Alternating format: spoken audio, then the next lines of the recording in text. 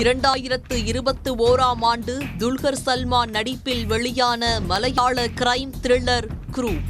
Insurance பணத்தை பெற தன்னை போலவே இருக்கும் ஒருவரை கொன்று காரில் வைத்து எரித்துவிட்டு தப்பிச் சென்ற சுகுமார குரூப் என்பவரின் உண்மை கதைதான் இந்த திரைப்படம். 1980களில் கேரளாவை உலுக்கிய இந்த உண்மை சம்பவத்தை அடிப்படையாக வைத்துதான் ஸ்ரீநாத் ராஜேந்திரன் குரூப் திரைப்படத்தை இயக்கியிருந்தார்.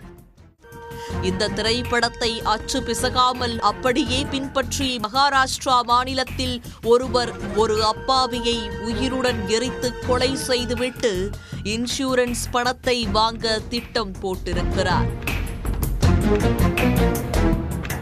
மகாராஷ்டிரா மாநிலம் லாத்தூர் அருகே உள்ள ஆசாதண்டா என்ற கிராமத்தில் கார் ஒன்று தீப்பற்றி எரிந்துள்ளது.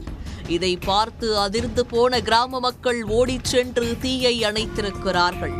ஆனால் அதற்குள் கார் முற்றிலுமாக எரிந்து போயிருக்கிறது.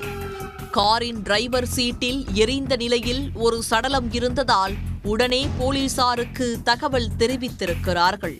சம்பவ இடத்திற்கு வந்த போலீசார் எரிந்த நிலையில் கிடந்த சடலத்தை ஆய்வு செய்திருக்கிறார்கள்.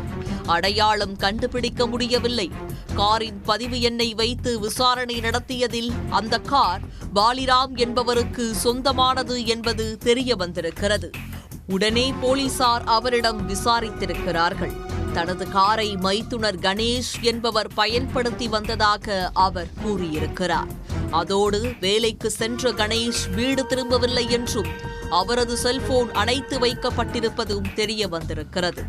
சடலம் மீட்கப்பட்ட போது கைப்பற்றப்பட்ட கை காப்பு, செயின், மோதிரம் ஆகியவற்றை கணேஷின் குடும்பத்தாரிடம் காட்டிய போது அவர்கள் அது கணேஷுடையதுதான் என உறுதி செய்திருக்கிறார்கள். இதனால் காருக்குள் சடலமாக மீட்கப்பட்டது கணேஷ் தான் என்று முடிவு செய்த போலீசார் இறுதி சடங்கு செய்ய சடலத்தை கணேஷின் குடும்பத்தாரிடம் ஒப்படைத்திருக்கிறார்கள். கணேஷ் தனியார் வங்கியில் கடன் வசூலிப்பு ஏஜென்டாக வேலை செய்து வந்திருக்கிறார். இதனால் தொழில் ரீதியாக யாராவது அவரை கடத்தி காரில் வைத்து எரித்து கொலை செய்திருக்கலாம் என்ற கோணத்தில் போலீசார் விசாரணையை தொடங்கியிருக்கிறார்கள். கணேஷின் தகவல்களை சேகரித்த போது அவருக்கு ஒரு கேர்ள் ஃப்ரெண்ட் இருப்பது தெரிய வந்திருக்கிறது. தினமும் அந்த பெண்ணுடன் கணேஷ் வாட்ஸ்அப் மெசேஜ் மூலம் பேசுவது வழக்கம்.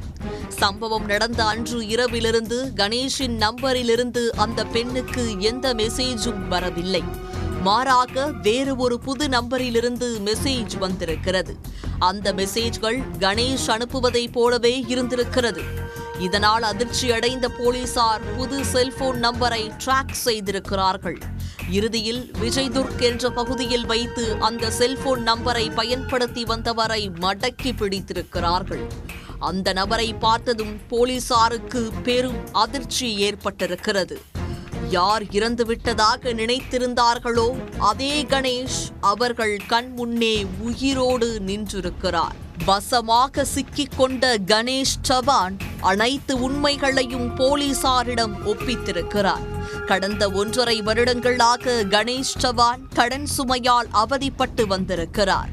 57 லட்சம் ரூபாய் கடன் அவரின் கழுத்தை நெரித்திருக்கிறது.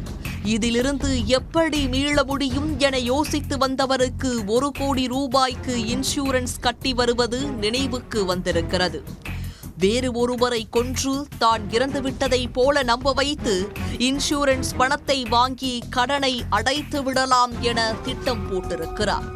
குரூப் திரைப்படத்தில் வருவதைப் போலவே தன்னை மாதிரியே உருவ ஒற்றுமை உள்ள ஒருவரை தேடியிருக்கிறார்.